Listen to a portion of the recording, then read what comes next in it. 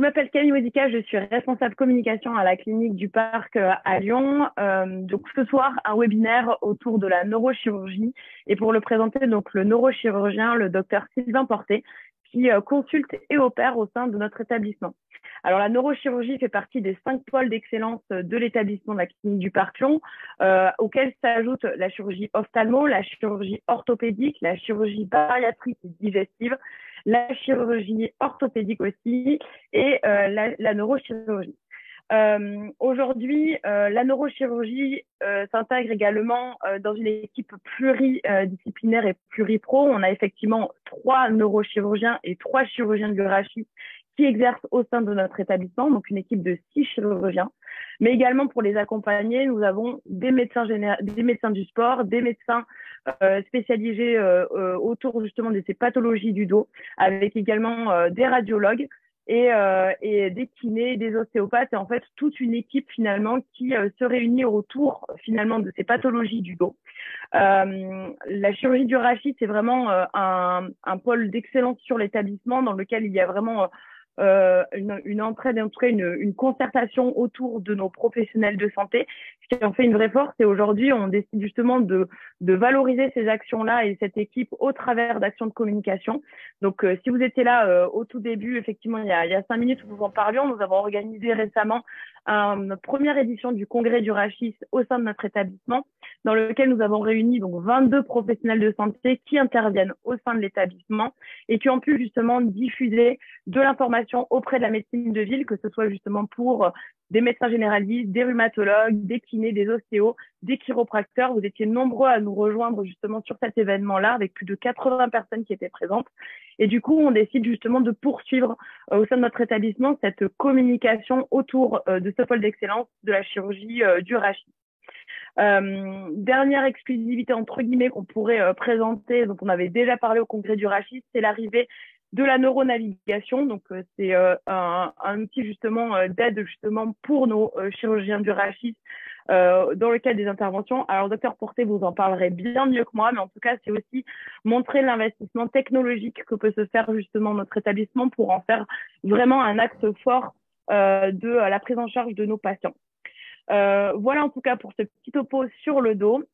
Moi, je vais vous laisser la parole. Avant ça, une dernière intervention pour vous préciser. Donc, il y a une rubrique QR qui se situe juste en bas de votre écran qui vous permet de poser des questions tout au long de la conférence. Et ensuite, je me ferai office justement de porte-parole de vos questions pour faire la modération. Et donc, on aura cette discussion à la fin de votre webinaire. Je précise également que le docteur Porté est bien sur Meredith Santé, donc si jamais il y a de nouvelles questions qui peuvent apparaître a posteriori, il ne faudra pas hésiter justement à utiliser la plateforme Meredith Santé qui aujourd'hui nous permet de pouvoir organiser ce webinaire et du coup je leur remercie très fortement de pouvoir le faire. Voilà docteur Porté, j'ai fini mon topo, il est 19h03, 50 personnes déjà sont là pour vous écouter. Je vous souhaite à tous un très bon webinaire et je vous retrouve du coup d'ici une quarantaine de minutes pour un échange. À très vite et puis bon webinaire. Merci Camille. Alors tout d'abord, bonjour à tous. Merci de participer donc à cette petite présentation sur la névralgie cervico-brachiale. Donc, je me représente pour ceux qui n'étaient pas là. Je suis le docteur Sylvain Porté, je suis neurochirurgien et je travaille à la clinique du Parc à Lyon. Donc, ce topo, ça va être l'occasion de faire le point un petit peu général sur la névralgie cervico-brachiale et comment la diagnostiquer, comment la prendre en charge. Donc, on verra qu'on abordera au décours de cette présentation plusieurs grands chapitres et on essaiera d'être le plus clair possible sur chacun pour vous donner les clés pour faciliter un petit peu votre pratique clinique. Et ceci est permis grâce à Meredith Santé que je remercie de me permettre de vous faire ce topo. Quelques mots rapides d'introduction. Alors, la névralgie cervico-brachiale, qu'est-ce que c'est en fait? C'est tout simplement un conflit mécanique sur une racine cervicale.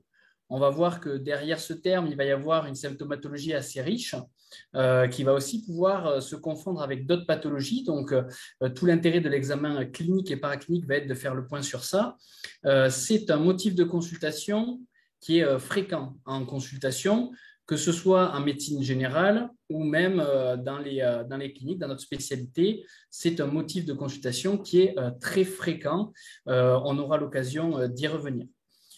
Tout de suite, c'est important de préciser que l'évolution naturelle de la névralgie cervico-brachiale est souvent favorable, mais il faut savoir orienter le cas échéant vers un chirurgien du rachis. Et c'est l'intérêt de pouvoir échanger avec vous ce soir, c'est de vous donner les clés pour savoir à quel moment vous pouvez soit prendre la main sur le dossier, soit la confier éventuellement à un spécialiste de la chirurgie du rachis. Quelques mots d'épidémiologie et de physiopathologie. Donc, on l'a dit, c'est une pathologie qui est fréquente. La prévalence, c'est environ de 83,2 pour 100 000 personnes. L'incidence, c'est quand même 23,1 cas pour 1000 personnes année. Il y a un pic de fréquence. Ce pic de fréquence, c'est environ la 4e et la 5e décennie. Et on considère que plus de 50% de la population adulte au moins fera un épisode de névralgie cervico-brachiale. Encore une fois, un épisode de névralgie cervico-brachiale, ça peut être quelque chose quasiment d'asymptomatique à quelque chose de beaucoup plus sévère qui peut nécessiter une intervention. Mais voilà, c'est une pathologie qui est vraiment extrêmement fréquente. C'est une pathologie qui est très fréquente, surtout chez les hommes, avec un ratio qui domine chez les hommes de 1,6 hommes pour une femme. Et il y a certains niveaux qui sont plus touchés que d'autres. Dans 90% des cas, il s'agit des niveaux C5, C6 et C6, C7.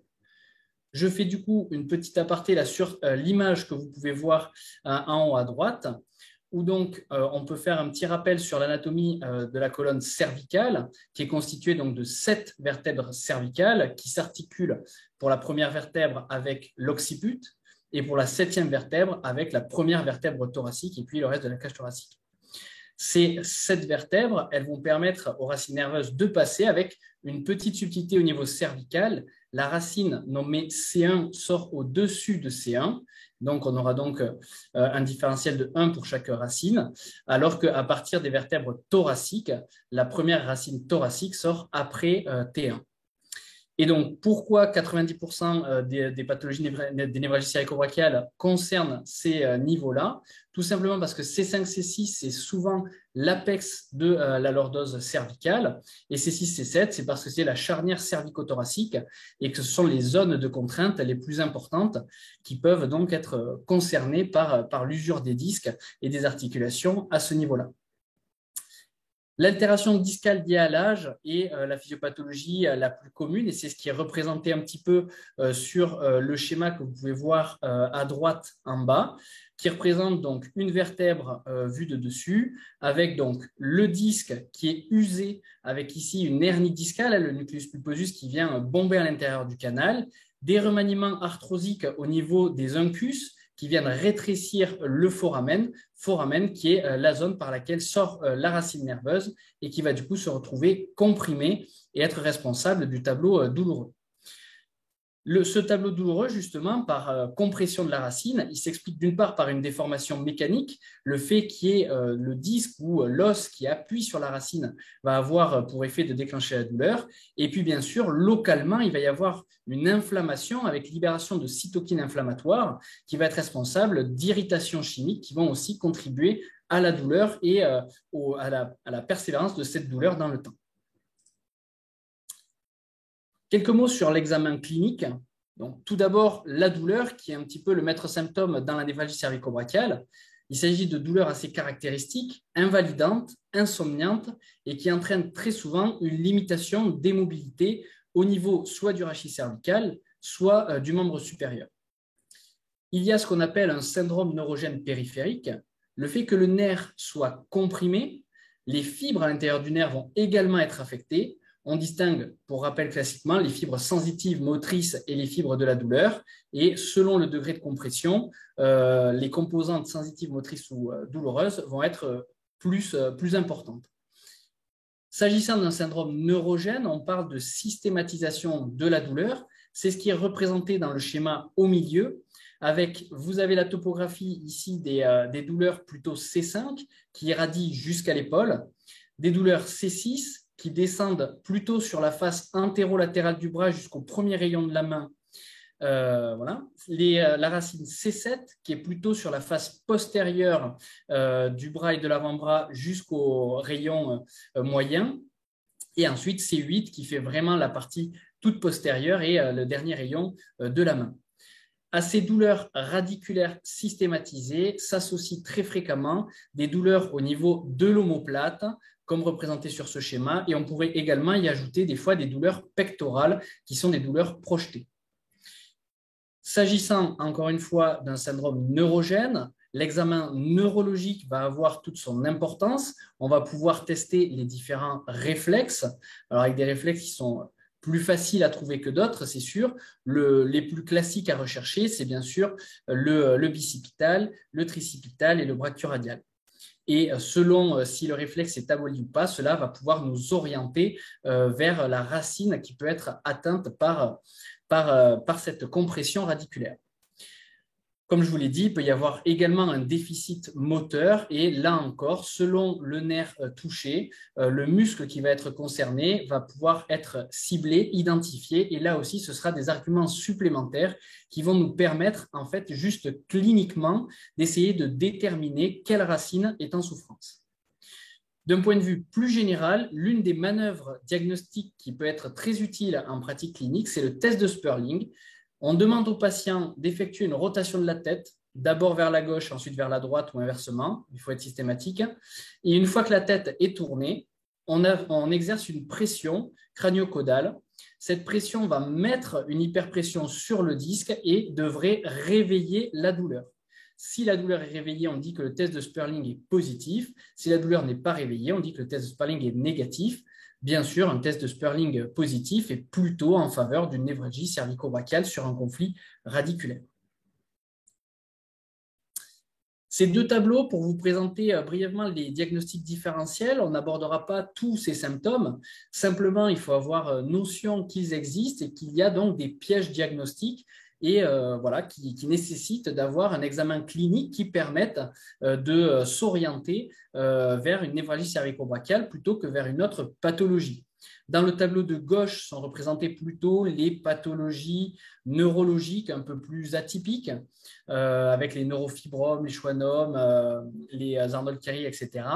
Et surtout, je dirais, le tableau de droite, le tableau 4, qui montre les diagnostics trompeurs qui portent plus sur des pathologies rhumatologiques ou orthopédiques qui nécessitent des prises en charge spécifiques et qui peuvent induire en erreur sur certaines prises en charge.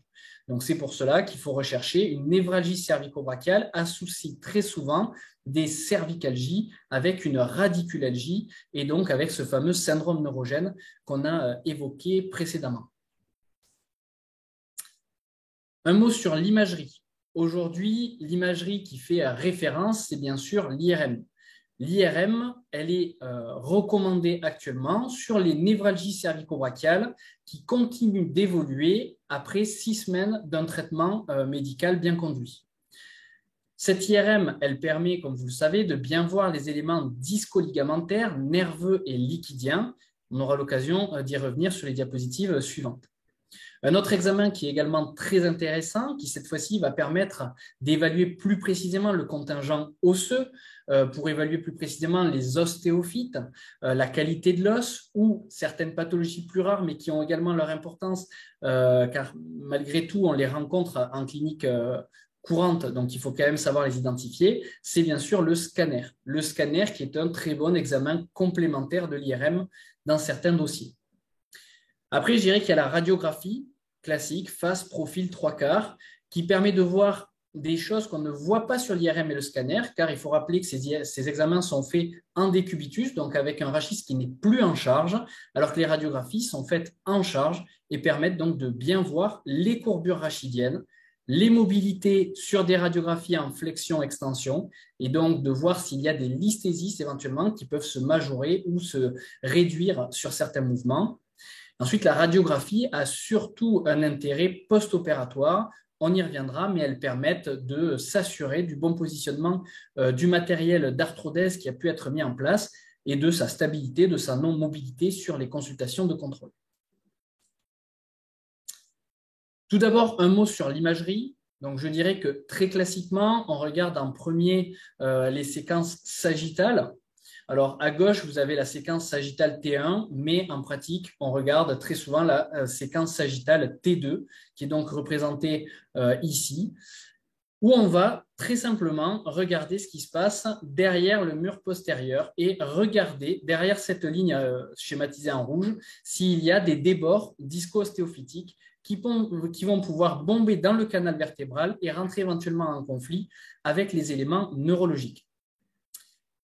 On va ensuite, une fois qu'on aura identifié les niveaux potentiellement concernés par ce tableau de névralgie cervico-brachiale, regarder les niveaux C5, C6 dans ce cas-là et C6, C7 également dans ce cas-là.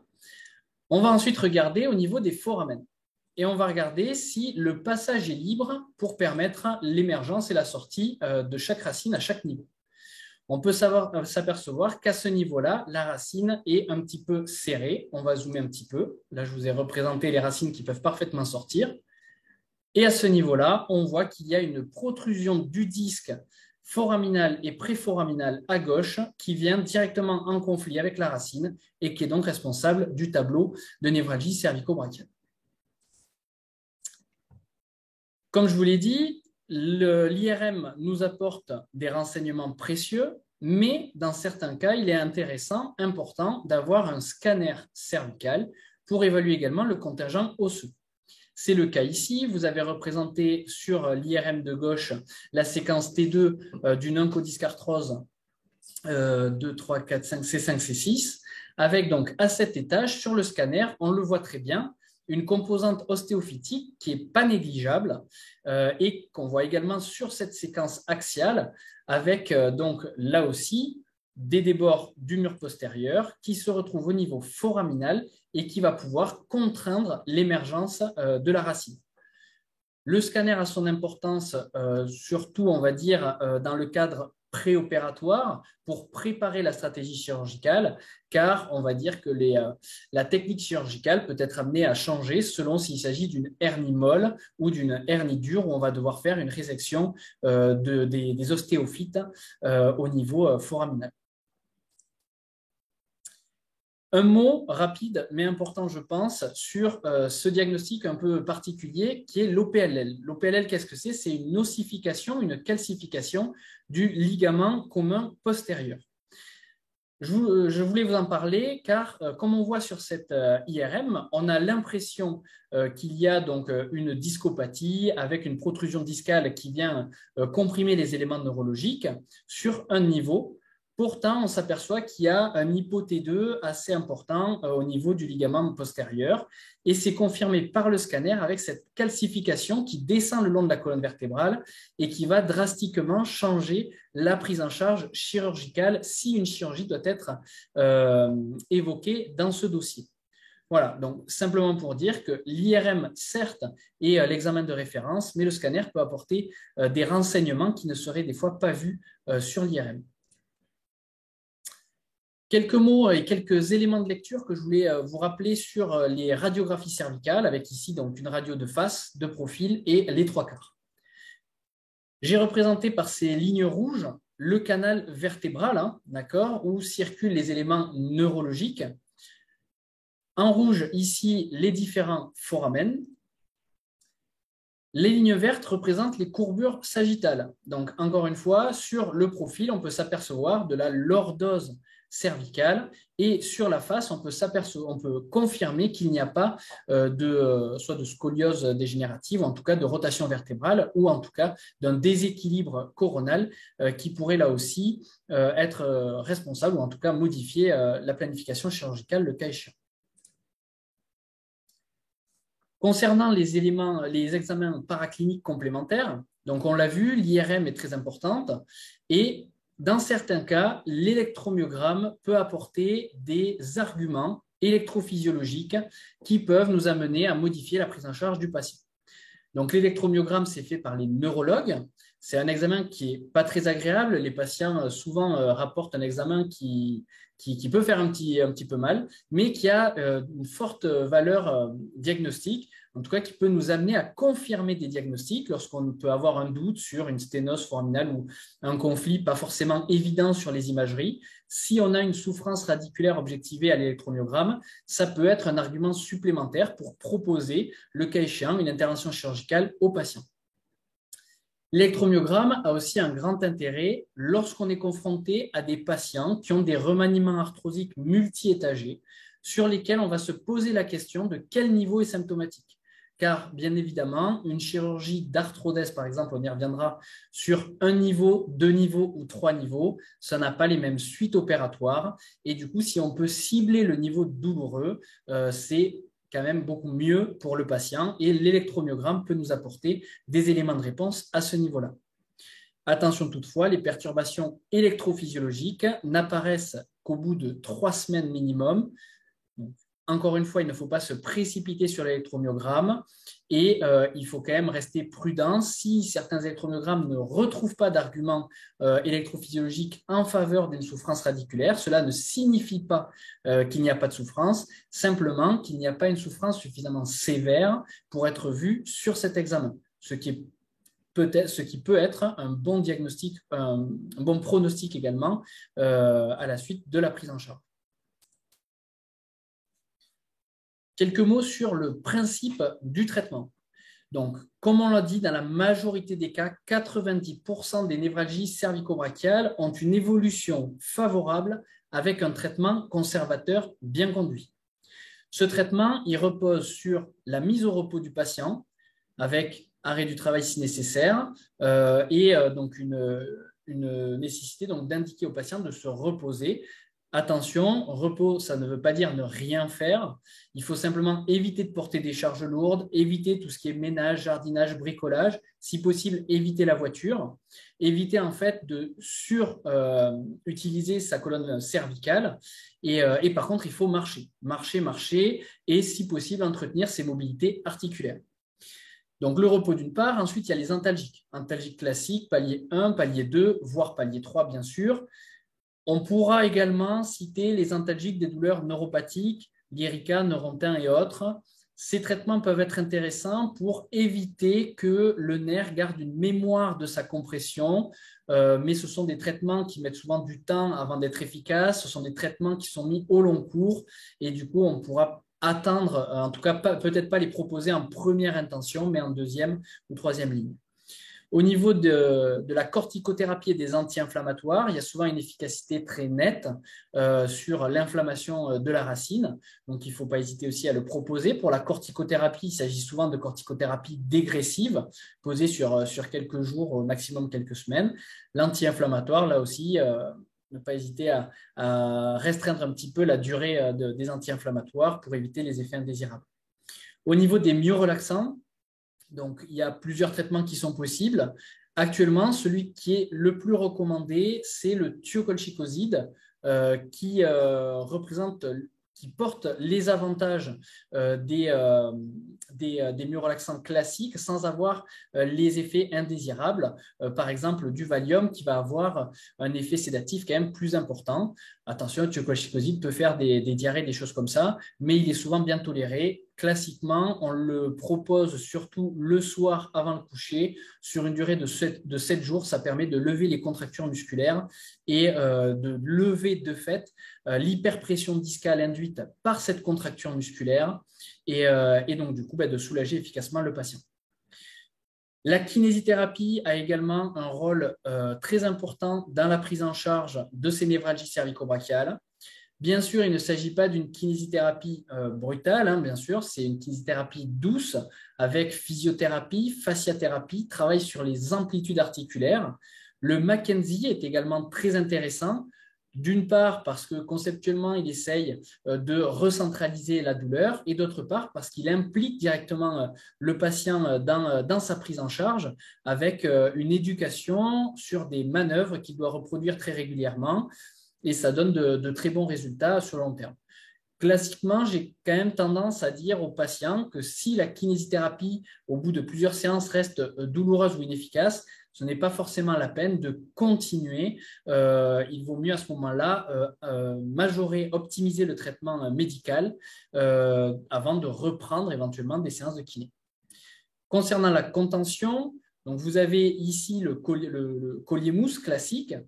Sur le collier mousse, il faut bien insister auprès des patients pour leur dire qu'il ne doit être porté qu'à visée antalgique ou préventive lors d'une activité un petit peu soutenue. Il ne faut pas que le patient porte ce collier mousse toute la journée, car sinon, ces muscles vont s'habituer, ils vont devenir dépendants du port de ce collier et au final, les résultats ne seront pas favorables. Donc, moi, j'ai tendance à ne pas forcément leur indiquer le collier mousse. S'ils sont très algiques avec une composante cervicalgique assez importante, le collier mousse peut être intéressant, mais en limitant l'usage et en faisant de l'éducation auprès des patients. Encore une fois, ce traitement, s'il est bien conduit, évolue favorablement dans la majorité des cas. On considère que la plupart des névralgies cervico-brachiales rentrent dans l'ordre au bout de 6 semaines à 2 mois environ. Bien sûr, l'évolution ne sera pas pareille s'il s'agit d'une hernie discale pure ou s'il s'agit d'un conflit avec une protrusion disco-ostéophytique, puisque la protrusion disco-ostéophytique aura quand même moins de chances d'évoluer favorablement dans le temps. Si on se retrouve face à un échec de ce traitement conservateur, si on a à l'imagerie, éventuellement sur l'électromyogramme ou le scanner, une concordance radioclinique électrophysiologique, à ce moment-là, on va pouvoir discuter une prise en charge chirurgicale. Ce qu'il faut savoir, c'est que la chirurgie, même si du coup elle est très peu indiquée, lorsqu'elle est indiquée, elle apporte 90% de satisfaction. C'est donc une chirurgie qui marche très bien.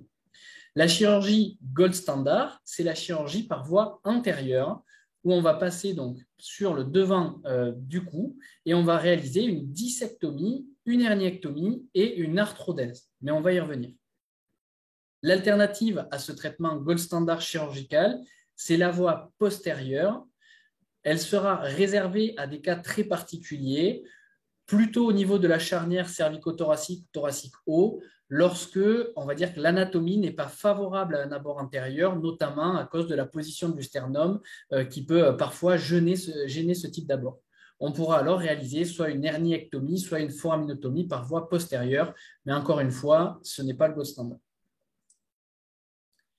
Donc, le traitement chirurgical, comme on l'a dit, l'indication, c'est en cas d'échec du traitement conservateur, sous réserve d'une bonne concordance radio-électroclinique. Il existe des critères d'urgence qui doivent nécessiter une orientation rapide vers un spécialiste. Ces critères d'urgence sont au nombre de 3. C'est l'hyperalgie, donc le caractère réfractaire de la douleur aux antalgiques de palier 3. Le déficit neurologique inférieur à 3 sur 5, on considère que l'invalidité fonctionnelle d'un déficit inférieur à 3 sur 5 nécessite une prise en charge en urgence pour éviter une aggravation neurologique.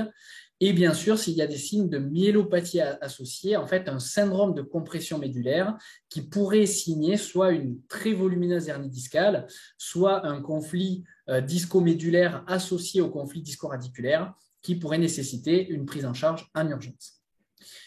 Dans le tableau représenté à droite sont répertoriées les différentes modalités d'indication classées en absolu relatif et pas d'indication.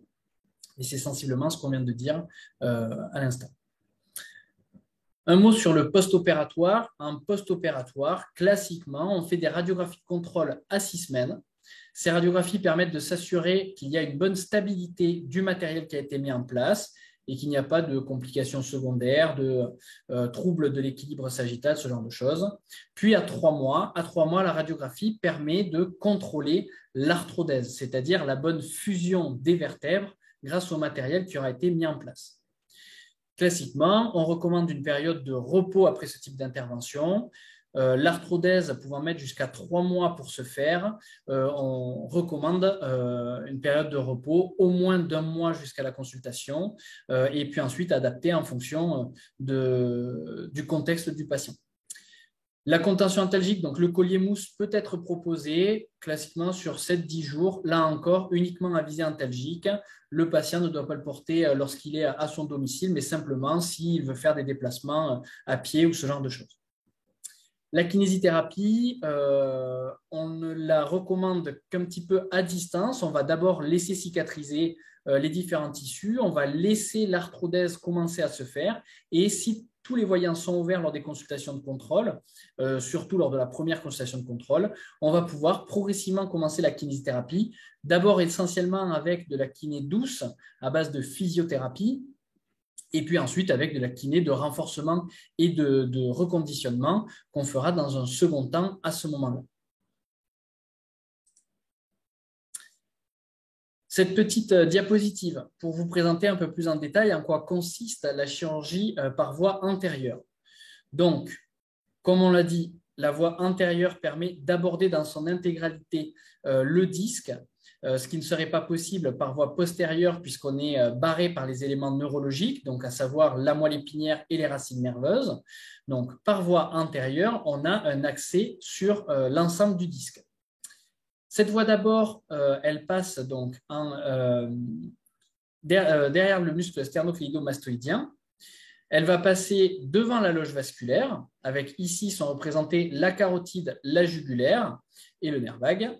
Et ensuite, donc, on va se projeter, on va pousser d'un côté la trachée et l'œsophage, on va pousser de l'autre côté les éléments vasculaires et on va donc se retrouver sur le fascia prévertébral avec la vertèbre et les muscles paravertébraux. C'est ce qui est représenté sur la photo la plus à droite, avec les différents éléments qui sont représentés ici, les écarteurs qui sont classiquement mis en place pour tenir les différents éléments, les différents tissus qui ne doivent pas être lésés pendant cette intervention. Et donc, on le voit, on a un accès relativement large sur le corps vertébral et les différents niveaux à explorer. La chirurgie donc, par voie antérieure permet donc d'aborder complètement le disque. Ensuite, sous microscope, on vient retirer la compression radiculaire. Il peut s'agir soit d'une composante discale pure, soit d'une composante disco-ostéophytique. Dans tous les cas, une fois qu'on a contrôlé à l'aide d'un crochet la bonne libération des foramens et la bonne liberté des racines, à ce moment-là, on va pouvoir mettre en place une petite cale qui ici est tenue dans le corps vertébral du dessus et du dessous à l'aide d'encre, mais il existe plusieurs sortes de fixation de ces cages d'arthrodèse. La cale est contrôlée sur des radios de face et de profil. De face pour s'assurer du bon alignement de la prothèse et du profil pour s'assurer du bon maintien de la lordose cervicale physiologique. Le traitement chirurgical expose cependant à des complications. Elles sont faibles. Les complications générales sont de l'ordre de 2,4%. Pour autant, il est important de sensibiliser les patients à ces complications. Elles sont directement liées à la voie d'abord et au geste technique en lui-même au niveau neurologique. Donc, il peut y avoir le risque infectieux, bien sûr, qui est maîtrisé par le fait qu'on opère en conditions stériles et au final, il n'y a pas tant de matériel étranger que ça. Il y a le risque d'hématome.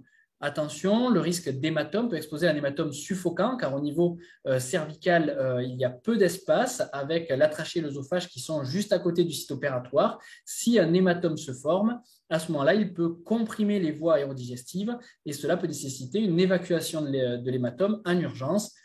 C'est pour cela que classiquement, on garde les patients en surveillance au moins jusqu'au lendemain de l'intervention pour s'assurer qu'il n'y a pas ce type de soucis. Il va ensuite y avoir plusieurs complications de type dysphagie, dysphonie, dyspnée. Tout ça, c'est lié au fait qu'on doit pousser le tractus aérodigestif sur le côté. Et forcément, ça va créer une petite inflammation qui peut être un petit peu gênante pour le patient post-opératoire, mais qui est classiquement contrôlée par des aérosols de corticoïdes si nécessaire. Le plus souvent, honnêtement, sur un niveau, les patients ne sont pas trop gênés par ce phénomène. C'est plutôt sur 2-3 niveaux lorsque la chirurgie dure un peu et que du coup, on est obligé de tenir les écarteurs un petit peu plus longtemps. Il faut quand même aussi dire aux patients, présenter aux patients le risque de voie bitonale, de dysphonie après l'intervention, tout simplement car il y a le nerf récurrent qui passe tout proche de cette voie d'abord. Lorsqu'il est poussé, des fois, il peut ne pas apprécier être mis de côté et du coup, il peut y avoir cette voie bitonale qui apparaît en post-opératoire. Le plus souvent, cette modification est transitoire, mais là aussi, dans de très rares cas, elle peut être définitive et il faut quand même en informer le patient. Encore une fois, ces complications sont rares, mais il faut savoir prévenir le patient par rapport à tout ça. Ensuite, il y a le risque neurologique, bien sûr. Le risque que le nerf ou que la moelle soit abîmée pendant cette procédure. Ce risque, il est maîtrisé par le fait qu'on utilise un microscope opératoire qui permet de contrôler précisément son geste lorsqu'on arrive au contact de l'espace rétrovertébrale, hein, une fois qu'on a ouvert le ligament longitudinal postérieur, pour pouvoir accéder, voire contrôler la dure mère. Un mot sur la chirurgie par voie postérieure. Donc, comme je vous l'ai dit, elle existe, elle est possible, elle permet de solutionner certains abords qui ne seraient pas possibles par voie antérieure. Pour autant, on est confronté assez rapidement aux éléments neurologiques. On va donc devoir soit passer d'un seul côté et faire une petite lucarne, c'est ce qui est représenté sur l'image tout à droite, où on va venir récliner la racine pour pouvoir sortir la hernie par derrière. Voilà, et donc par contre, par voie postérieure, on peut soit faire un abord unilatéral, soit un abord bilatéral selon le geste qui est envisagé. Classiquement, si on vise une névralgie cervico-brachiale sans myélopathie, on choisira plutôt une voie d'abord unilatérale. Quelques mots de discussion. Donc, sur le traitement conservateur versus le traitement chirurgical, toujours privilégier en première intention le traitement conservateur sous réserve qu'il n'y ait pas de critères de gravité d'urgence. Un mot quand même sur la réduction de l'EVA radiculaire à 3 mois, qui est quand même nettement plus importante avec la chirurgie, 42%, la kiné, 18%, et le traitement conservateur seul, seulement 2%. Cela s'explique par le fait que la libération radiculaire est quand même plus nette sur une prise en charge chirurgicale que sur un traitement qui reposerait uniquement sur du traitement médical. L'infiltration scano-guidée. Celle-ci, en épidurale ou foraminale, peut être efficace dans 60% des cas, ce qui est bien, mais ce qui n'est pas non plus très élevé. Et par contre, elle expose à des risques de complications rares mais sévères du fait de la proximité d'éléments neurologiques et de la neurotoxicité des éléments qui sont injectés. Elle n'est pas particulièrement recommandée au niveau cervical, hormis dans quelques situations bien particulières où l'option chirurgicale paraît peu raisonnable, soit au vu des antécédents du patient ou d'une technique chirurgicale un peu complexe, auquel cas on pourra proposer l'infiltration, mais encore une fois, tous les radiologues ne le pratiquent pas et elle n'est pas particulièrement recommandée à ce niveau-là, contrairement au niveau lombaire où clairement l'infiltration a toute sa place dans la prise en charge. Un mot sur l'arthroplastie. L'arthroplastie, ça consiste à mettre en place un matériel dans l'espace intervertébral qui ne va pas induire une fusion des vertèbres, mais qui va permettre une mobilité. En gros, c'est une prothèse discale qui est mise en place. La promesse est intéressante, mais le résultat à long terme est identique. Du coup, aujourd'hui, il n'y a pas vraiment d'avantage à proposer une arthroplastie, sauf dans des situations très particulières, de patients déjà opérés d'une arthrodèse et qui vont présenter des syndromes adjacents ou sur des arthrodèses multiples chez des patients jeunes où on va pouvoir essayer de préserver au maximum la mobilité par ce biais. Mais encore une fois, il faut savoir que ça existe, mais c'est encore en développement et aujourd'hui, le bénéfice n'est pas net sur cette technique. En conclusion, je dirais que c'est une pathologie, donc la névralgie cervico-brachiale, qui est fréquente, à laquelle on est très souvent confronté.